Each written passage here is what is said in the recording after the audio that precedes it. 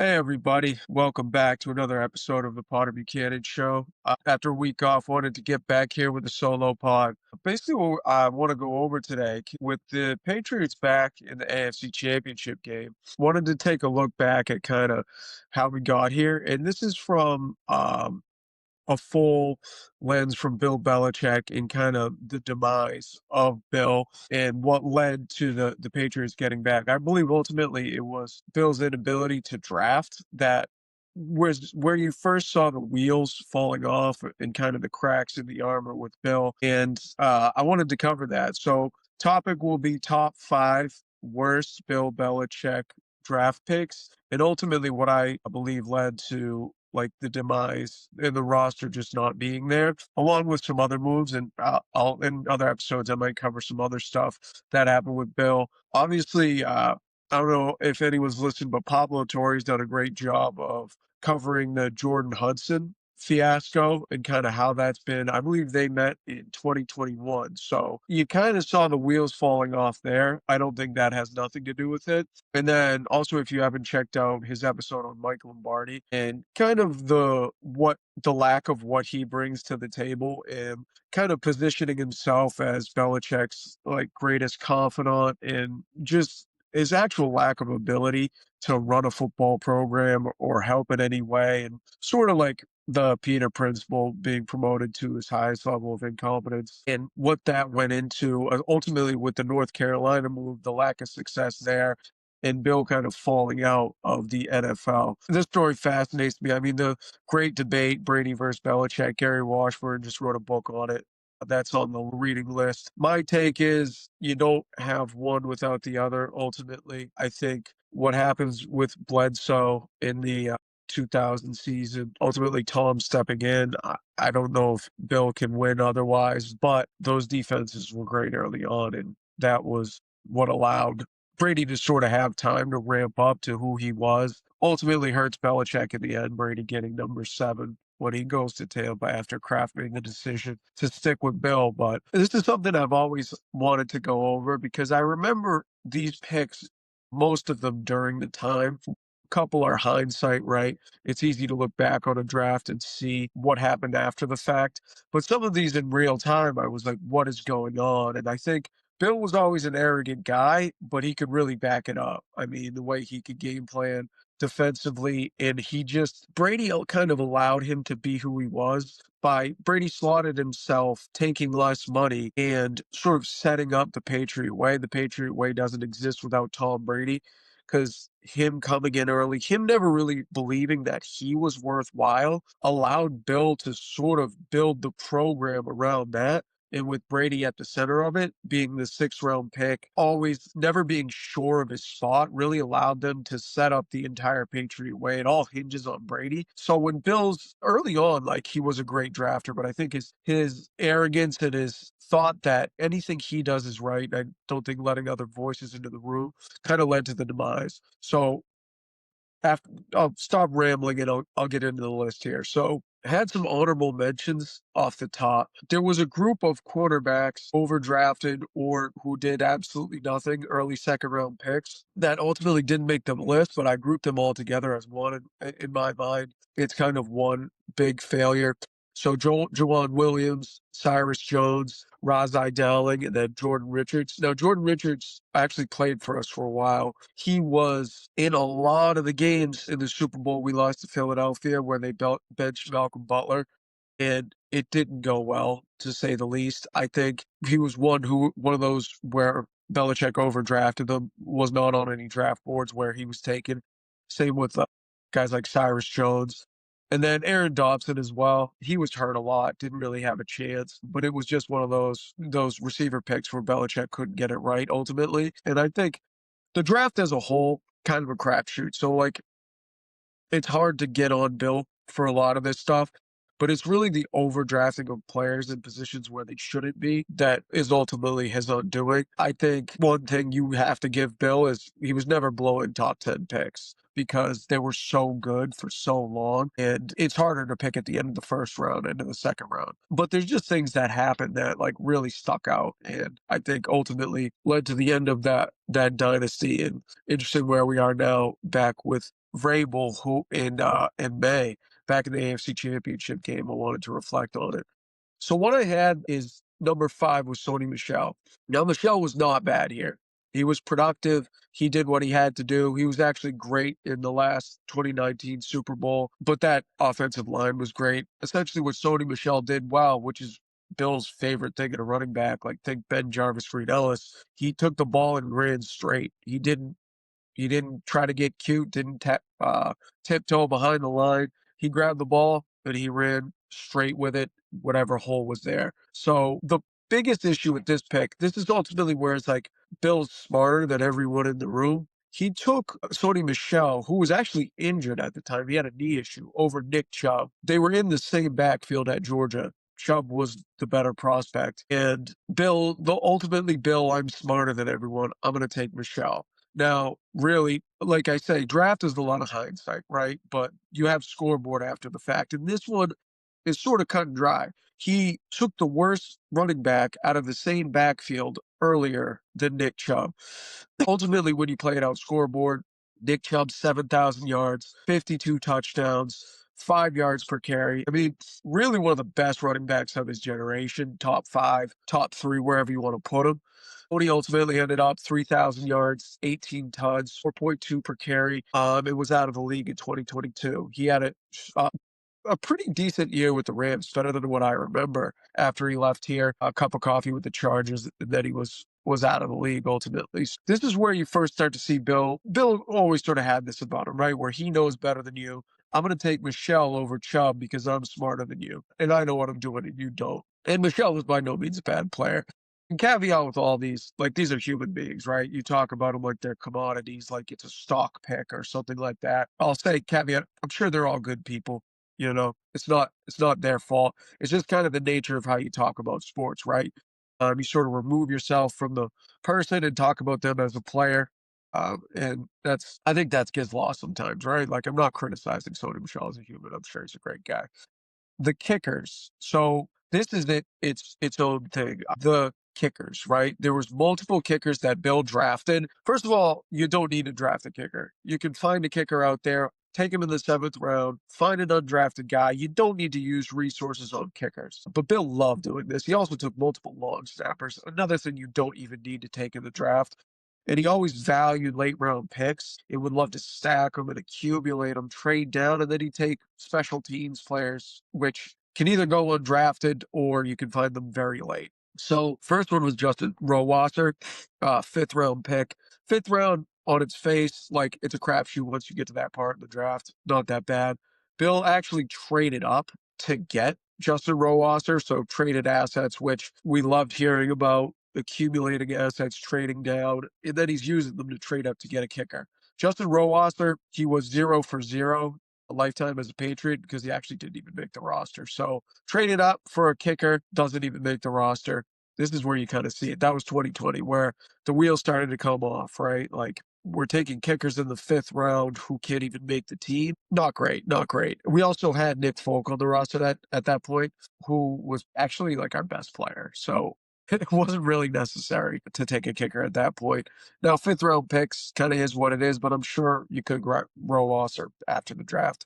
I don't think he was probably getting taken. Then you look in 2023, he took Chad Ryland. Now, Chad Ryland was awful. Again, Chad Ryland, the person, probably a good guy, probably a nice guy. Chad Ryland as a kicker, and I always feel the worst for bad kickers, right? The upside is very minimal. There's only one Adam Vinatieri, and he really never had it go bad. Every other time, kicker is similar to goalie, right? There's only so many goalies where it never goes bad. It's a very mental position, and eventually you just lose it. You miss a kick in a big spot, or maybe you just miss a kick in a regular spot, and then it sort of goes for kickers, right? Like they never recover. Nick Folk is that kind of the opposite example. Like he lost it, then couple years later got it back and he was like the best kicker in the league. But it's such a mental thing. I don't like to bag on kickers, but for the sake of this is another one. Bill traded multiple picks to trade up to get Chad Ryland in the 4th round. Again, you don't need to trade up to get kickers. It's not necessary. Most of the time, you don't even need to take a kicker in the draft. You can look to free agency retreads or try to get an undrafted guy. Ryland had 64%, which is top 5 worst kicking seasons in the Super Bowl era. And it was like 1 or 2 in the modern era of the 2000s. I think Mason Crosby was the only kicker who was worse in that time. So we're trading up to get kickers, and then they turn out to have the worst kicking season in NFL history. Now, Ryland caught on with the Cardinals, had a decent year after that. So that's another thing. We gave up on him right away, which, I mean, you kind of have to with kickers. They either have it or they don't. But that's kind of where you see the wheels coming off. Like we're taking kickers 2 and 3 years and 4 years, and both of them, one doesn't make the roster, the other has the worst season of a kicker statistically, only behind Mason Crosby from 2000 on. So the special teams, Bill always loved special teams, but I noticed, like, if Bill can't get special teams right, which is like his whole thing, like he found Vinatieri, or he had Vinatieri, great kicker. Then he found Gronkowski, who was great for years, till eventually, like I said, with kickers, it goes, and then you're just kind of done. But I had faith in both these picks. It's like Bill has to get this right. It's kickers. It's what he loves, special teams. But no, 0 for 2 on both. Kind of where you started to see the wheels fall off. Number 3. Now this is actually like why I made this list. It's my favorite thing. I talk this in the boys group chat all the time. This is the tight ends together, similar to the kickers. In 2020, I think he was trying to maybe recreate Gronk Hernandez. He did not recreate Gronk Hernandez. It was Devin Asiasi and Dalton Keene. So both of these guys were taken in the 3rd round. I believe he traded up to get Dalton Keene, who was a projected 6th, 7th rounder, potentially undrafted player where he was on the boards. Now, draft experts aren't right? But it's all like, are you managing your assets and taking swings at players in rounds where you think will they be better than their projected draft pick? Not trading multiple assets to come up to take someone who's not going to get taken in the 6th or 7th round, if not drafted at all. And that was Dalton Keene. Now, he was playing with injuries. Originally, I remember looking at his highlight reel, and there wasn't much. I actually dove back in and watched some yesterday. He was he was a big boy, and he looked like a fullback as a tight end, probably why he's protected later. Who knows what happens if he doesn't get hurt, but he didn't need to be traded up for, because he wasn't going to go to the 6th or 7th, and he did need to be taken in the 3rd round. And then Devin Asiasi, less injury stuff there, but just didn't have it. I look back to try to find like tight ends taken after. There wasn't much. Harrison Bryant still in the league. Adam Troutman didn't really pan out with the Saints, but these 2 players, so 2 3rd-round tight ends, some notable 3rd-round tight ends: Travis Kelce, Rob Gronkowski, Jason Witten. You could get players there. I mean, not everybody's going to be that, but the career totals, 7 catches combined for the 2 3rd-round tight ends. That's not 7 per year. That's not 7 in one game as a high. That's 7 total catches were the production from this pairing here. If you look at 3rd-round tight ends historically, a good one will produce 100 to 300 catches, 5 to 20 TDs. They'll either be the starter or a backup over their career. But even busts, 20 to 50 career catches. These fellas combined for 7 total catches. So big swing and a miss there in that draft in 2020. I think he ultimately had some good picks here. No, not really. Looking at it, Kyle Duggar was his first pick, who actually did get extended some some playoff steps for the Steelers this year. But that draft was a big swing and a miss. Justin Rohrwasser, famously, as I talked about before, also from this draft, but really not much of anything in the 2 tight end swing. I get what Bill was trying to do there, but I just think the 7 catches between them is pretty funny, right? That's about as little as you could get. It's almost 0 from a double tight end pick there. Number 2, everyone's best friend, N'Keal Harry.